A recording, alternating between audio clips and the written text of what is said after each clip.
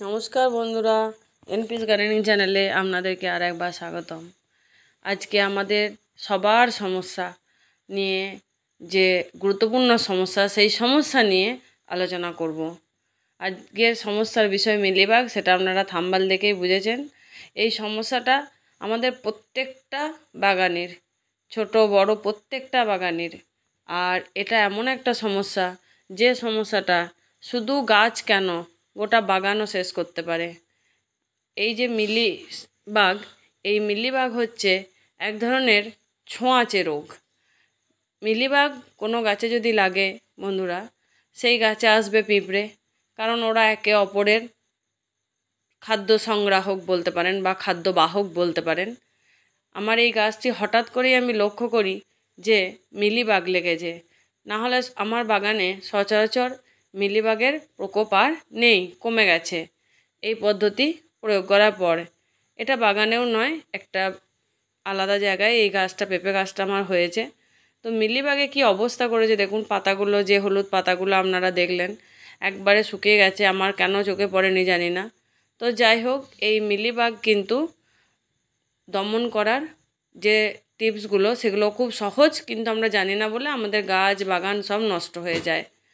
এই যে আপনাদের সঙ্গে কথা বলছি, তো তা করতে করতেই ডাল কাটাটা দেখাচ্ছি আপনাদেরকে। দেখুন, এই মিলিবাগ দমনের প্রধান উপায় হচ্ছে, যে যে ডালগুলোয় মিলিবাগ আক্রান্ত করেছে প্রথমেই, সেই ডালগুলোকে প্রথমে কেটে ফেলতে হবে। আমি ডালগুলো পুরো কাটতে পারছি না, কারণ আমার এই গাছটায় এই প্রথম ফল এসেছে। আর মিলিবাগ লাগলে তো আপনারা জানেন বন্ধুরা, যে ফলের গোড়াতেও সেই মিলিবাগ আক্রমণ করবেই। তাই ফলগুলোর যাতে কোনো ক্ষতি না হয়, তাই আমি ডালগুলোকে গোড়া থেকে কাটতে পারছি না। এই যে দেখুন, কাণ্ডতেও একটু একটু ওরা দানা বেঁধে ফেলেছে, বুঝতে পারি নাই। তো যাদের টবে মিলিবাগ লাগছে, তারা কি করবেন আমি পরে পরে বলছি, ভিডিওটা একটু স্কিপ না করে আপনারা দেখুন। আমি প্রথমে ওই ডালগুলোকে কেটে নিলাম। যেহেতু এই ফলগুলো আমার এখন নষ্ট করার কোনো ইচ্ছা নেই, তাই আমি এগুলোকে কোনোভাবেই কেটে ফেলতে পারবো না। তাই এগুলোকে না কেটে ফেলে আমরা কি করছি সেটা লক্ষ্য করুন। প্রথমে ডালগুলো অর্ধেকটা করে কেটে ফেলে দিলাম। এইবার প্রচণ্ড স্পিডে আপনার স্প্রেয়ার মেশিন দিয়ে কাঁচা জল, একদম নর্মাল জল স্প্রে করুন, আর এইভাবে হাতে করে করে ধুয়ে দিন। যেহেতু আমার কাণ্ডতেও এগুলো বাসা বেঁধেছিল, তাই কাণ্ডটা প্রথমে ধুয়ে নিলাম। এবার ফলের পাশগুলোতে একদম জোরে জল স্প্রে করতে থাকুন, যাতে মিলিবাগের যে বাসা, তাদের ডিম, সেগুলো যেন সব ধুয়ে চলে যায়। যেহেতু আমার ওই ফাঁকগুলোতে হাত দিয়ে পরিষ্কার করতে পারবো না, তাই আমাদের একমাত্র পথ হচ্ছে প্রচণ্ড স্পিডে এগুলোকে জল দিয়ে ধুয়ে ফেলা।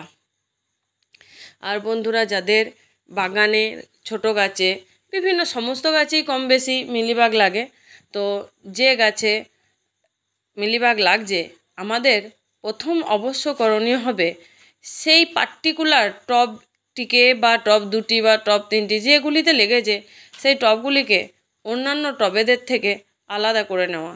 কারণ এই মিলিবাগ প্রচণ্ডভাবে ছড়িয়ে পড়ে এক গাছ থেকে আর এক গাছে, এক টব থেকে আর এক টবে। তাই টবগুলিকে, যদি বাগানের টবে লাগে, তো টবগুলিকে আপনারা প্রথমে সরিয়ে নেবেন। তারপরে কি করবেন না, ওই যে ডালগুলিতে মিলিবাগ আক্রান্ত হয়েছে, সেই ডালগুলিকে যতটা লেগেছে ততটা কেটে ফেলা, এবং সেই পাতাগুলো কি করবেন আমি পরে বলছি। এইবার আমি ওইভাবে ডালগুলো, ফলের সাইডগুলো ধুয়ে নেওয়ার পর আমি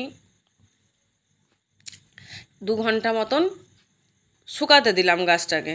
2 ঘন্টা পর আমরা আবার ফিরে এলাম, এবং আমার ঘরে তৈরি নিম তেল স্প্রে করব। অনেকে সার্ফ জল এটা ওটা স্প্রে করেন, আমি কিন্তু কিছুই স্প্রে করি না। আমার এই বাড়িতে তৈরি নিম তেলই স্প্রে করি। আমি 1 লিটার জলে আপনার 1 চা চামচ মতো নিম তেল নিয়ে, আমি আন্দাজেই নিলাম, আপনারা ওইভাবেই নেবেন, নিয়ে আমি কিন্তু স্প্রে করব। প্রথম স্প্রে করার পর কিন্তু বন্ধুরা 3 দিন পর আবার স্প্রে করতে হবে।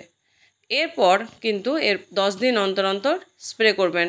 আমি তো বর্ষাকালে 10 দিন অন্তর, আর এমনি 12 মাস কিন্তু মাসে 2 বার করে নিম তেল বাগানে স্প্রে করি। তাই কোনো রকম পোকামাকড়েরই আক্রমণ সেভাবে হয় না, মিলিবাগ তো আমার হয়ই না। এই গাছটা আমি বারবারই বলছি আলাদা একটি জায়গায় হয়েছিল।